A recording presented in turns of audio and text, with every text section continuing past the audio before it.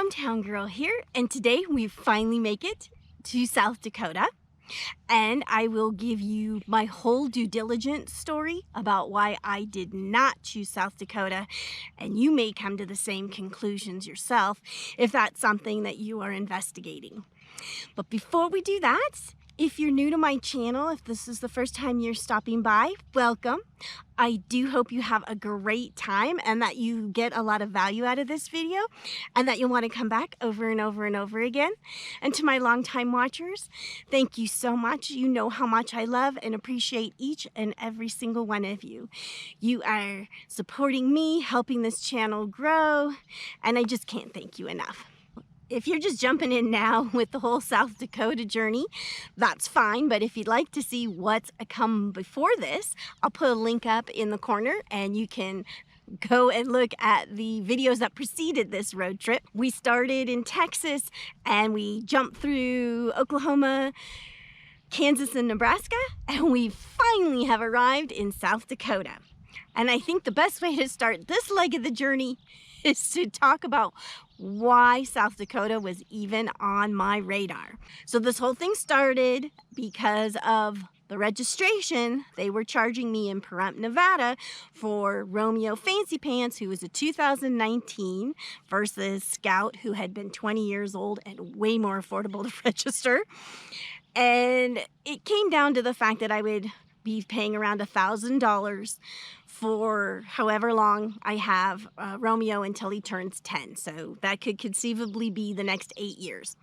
And that is just unacceptable to me. And at that time, the decision was solely being based on the fact that I had become aware that Nevada is one of the states that bases vehicle registration on the original MSRP, versus South Dakota, which is one of those states that bases vehicle registration on weight.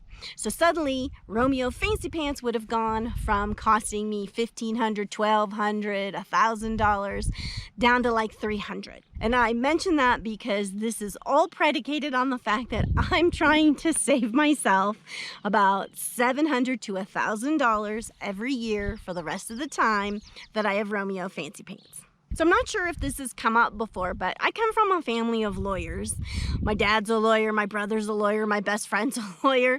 So I am sort of predispositioned to kind of do extensive due diligence. I mean, I'm probably the only person that when I bought my properties, I literally read through the entire contract and put post-it notes with questions.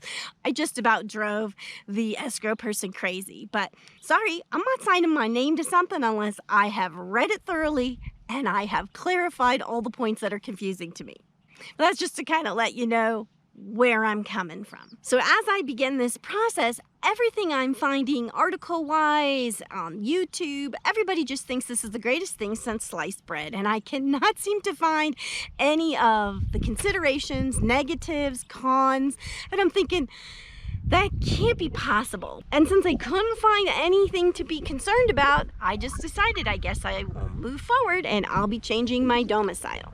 Finally, I came across the video I had been searching for. This video was being presented by the Escapees RV Club, and the speaker for the day is a domicile expert. Could you ask for anything better? She also happens to be a lawyer in Livingston, Texas, and one of the things she loves is doing free consultations for people who are thinking about changing their domiciles, and not just to Texas. And she's got 9 things to consider, probably more, but she talks about 9 things that I'm going to share with you. And then if this is something that might be coming in your future, you can reach out to her. You can set up an appointment with her. That's what I did. And I had the loveliest conversation with her. And it was through that conversation that I got clarity that this is not the right choice for me. And I'm going to stay put in Pahrump, Nevada. So let me be clear, this is not a video on how to do domiciling. I want you to reach out to Susan for that. I'm just giving you the story of how I came to my conclusion, see if any of it resonates with you, and then we're gonna go check out some cool things in our first day in South Dakota. So the government, whatever, wants you to have an address, right? And it's basically legally considered whatever that is on your driver's license. The next thing, of course, is tied to that is your registration, which is where I entered this story. I didn't want to pay based on the MSRP. Romeo Fancy Pants is too fancy, too expensive. Even though I did not buy him new, I really can't afford or don't want to pay that amount of money as if I were a person that could afford the original MSRP price. Because remember, I bought Romeo at 2 years old as a retired rental, and he cost me less than half of what he was when he was new. Only after 2 years. Greatest way to buy an RV ever. You can check out that video too. And with registrations, states vary. Like I said, Nevada bases it on MSRP. South Dakota bases it on weight. Between you and me, I don't know if there's other states that do even a different thing, but okay, something that's important to know.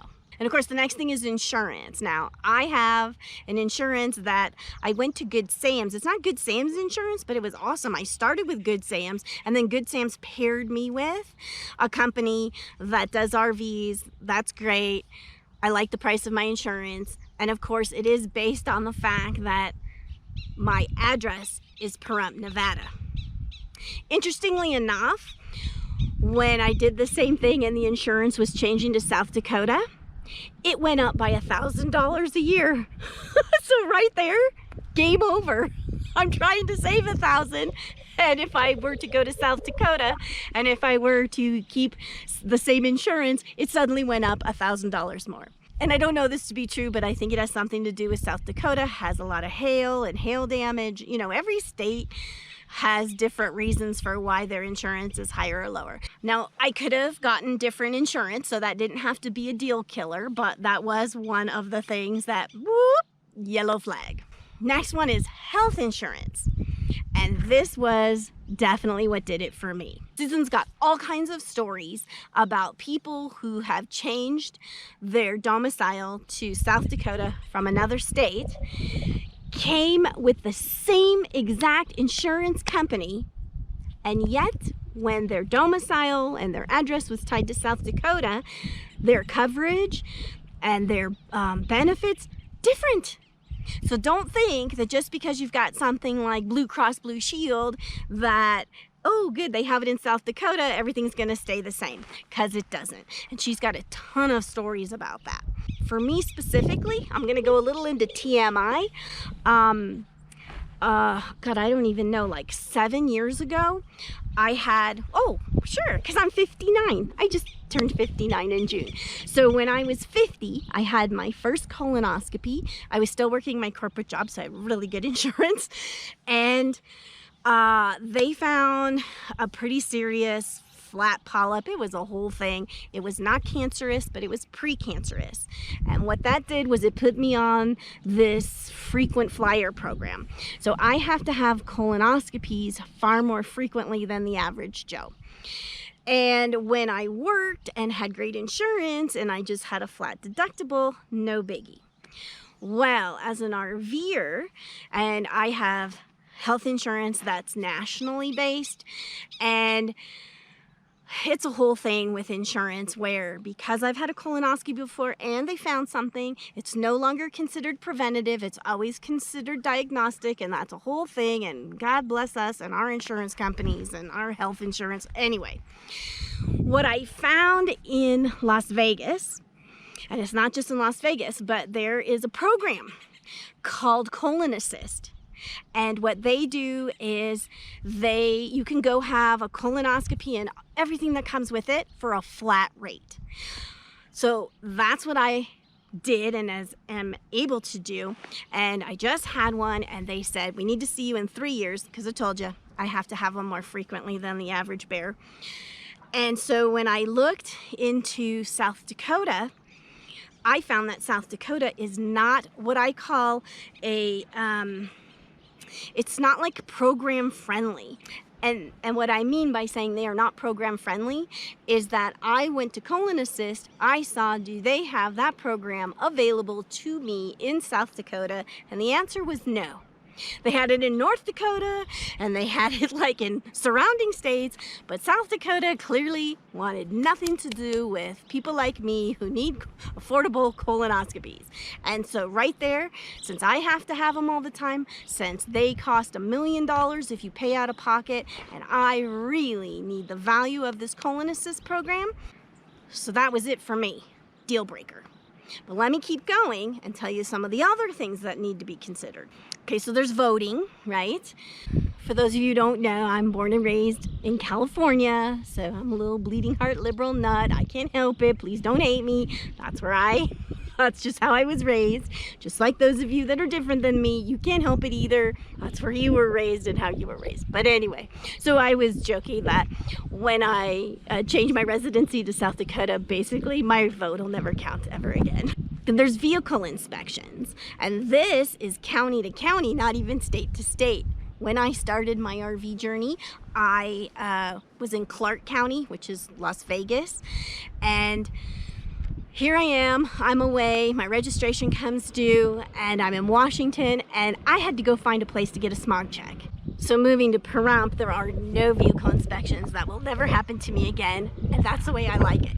But that's an important thing to know, is how frequently, if at all, do you have to deal with vehicle inspections, because that can really be a pain if you are in another state when registration's due. Okay, another really important factor, and this one's way out of my wheelhouse, this is all Susan stuff, but your will, the probate of your will, that is all based on the address on your driver's license and where your domicile is considered.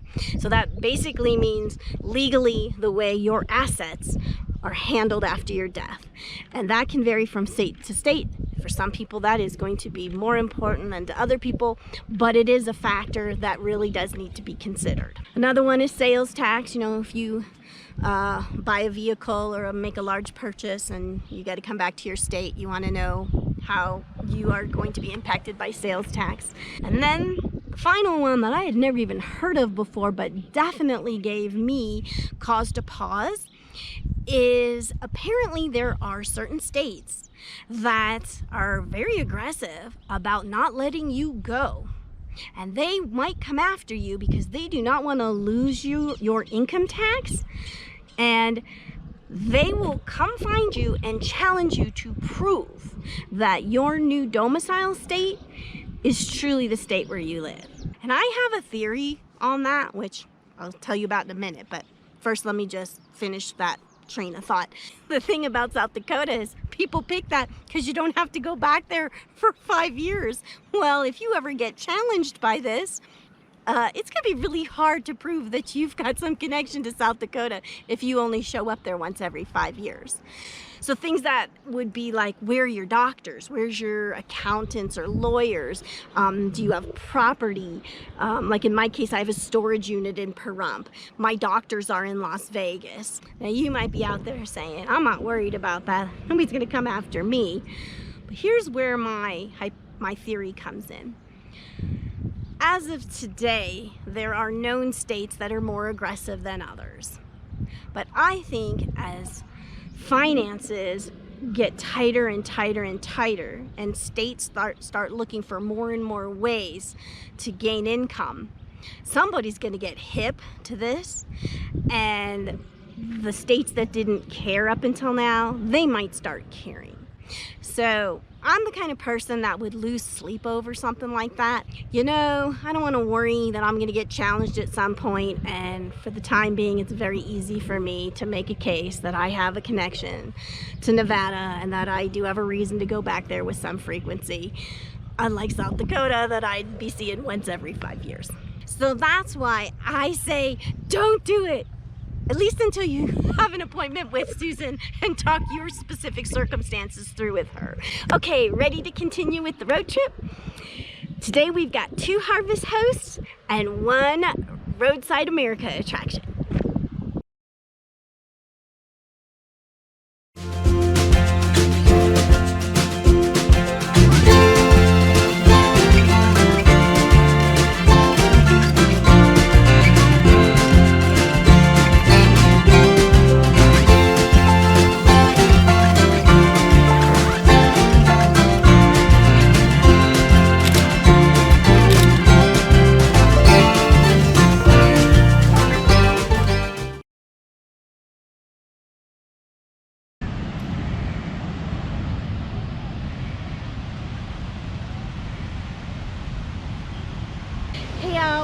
RoamTownGirl here, coming to you from another one of these roadside attractions that I found.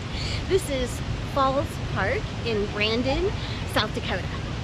So it's not Niagara Falls, which is totally on my bucket list, but it'll just have to do for now. It sure is pretty though, huh?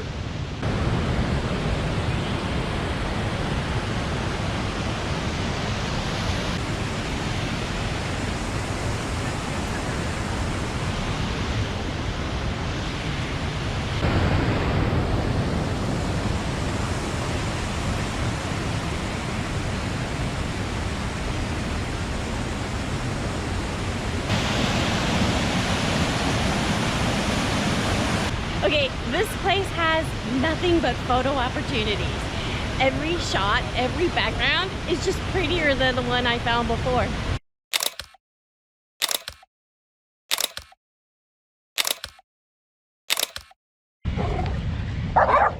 Okay guys, okay. Shh, shh, shh, shh. And if you don't have dogs with you, you can take advantage of having a snack or a meal at the Overlook Cafe. Get to sit there and enjoy something to eat and look and listen to the wonderful falls here. I wish I could do that. Okay, stop drinking the water, Shelby.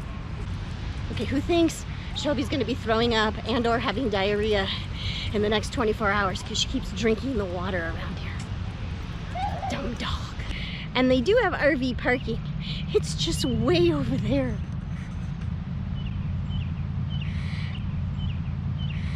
So you gotta hoof it a little bit, but it's not too far to the falls. See, they're just right there. So hey, if I can walk it, anybody can.